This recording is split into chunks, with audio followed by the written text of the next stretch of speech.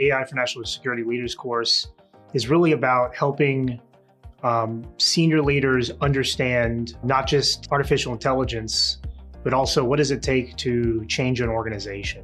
National security at the basic level is about two things. It's about sensors and receiving as much signal and information as possible, and about processing data.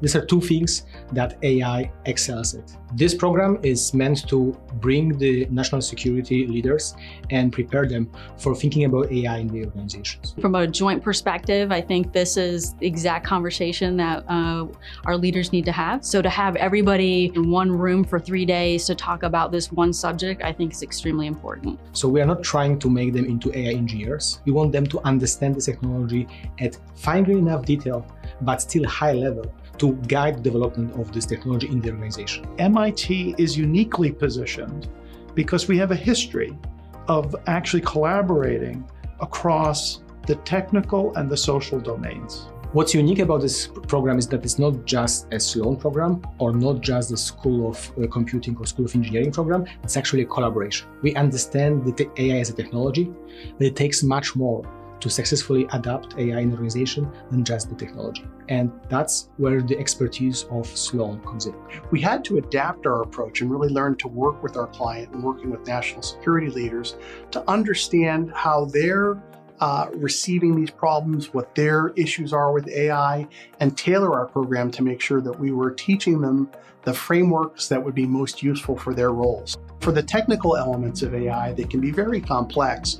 We're able to bring in faculty from the Schwarzman College of Computing or for the School of Engineering, but equally important is the organizational and cultural elements. How do you bring technological change, transformational change into your organization? And the faculty here at Sloan are probably the best equipped to teach those concepts. There's not a lot of opportunities where general officers, senior executive service, civilians, and E9s and chiefs come together for 3 days. We don't have just leaders coming from one branch of the military, but we have representatives from all the branches of the military and the intelligence community.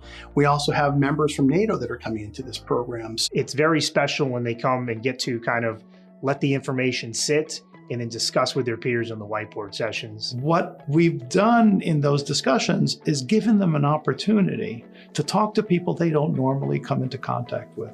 At the end of day 3, as we're whiteboarding different things out, inevitably 75% of the room whiteboards very similar things, even though they're in distinct different groups.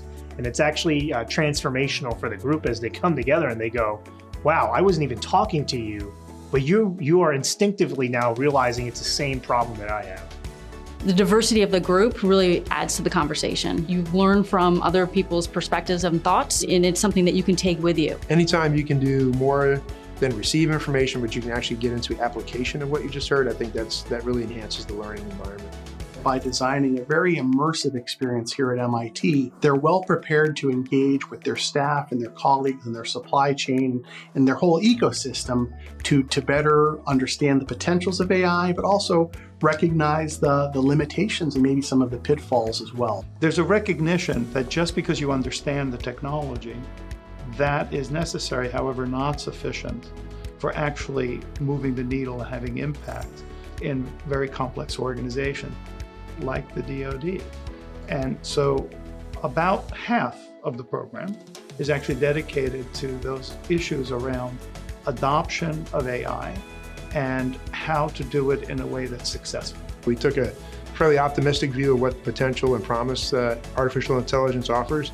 Then we took a fairly pessimistic view of the challenges that are there, not just inside the Department of Defense, but also in the commercial world and the applications they've gone after.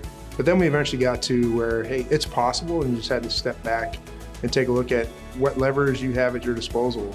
They teach what the right questions are to ask, and that gives leaders more confidence. And I think they understand that AI is something to embrace. It offers opportunities to enhance current capabilities. It allows leaders to sort through data faster to make faster decisions.